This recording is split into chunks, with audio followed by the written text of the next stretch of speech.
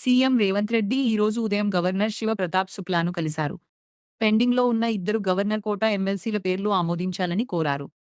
కోదండరాం, అజారుద్దీన్ పేర్లు ఆమోదించాలని విజ్ఞప్తి చేశారు. ఏ సభలో సభ్యుడు కానప్పటికీ దాదాపు 6 నెలలుగా అజారుద్దీన్ మంత్రిగా కొనసాగుతున్నారు.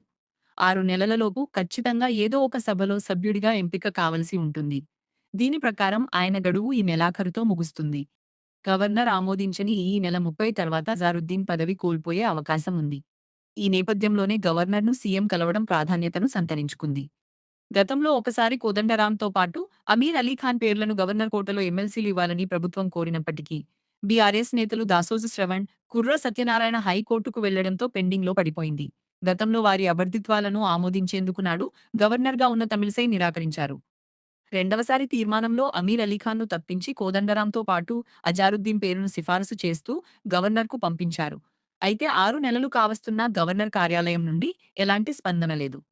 నిజానికి గవర్నర్ కోటలో ఇద్దరి ఎమ్మెల్సీల కోసం అభ్యర్థన పంపిన సమయంలో తెలంగాణ గవర్నర్‌గా జిష్ణుదేవ్ వర్మ ఉన్నారు.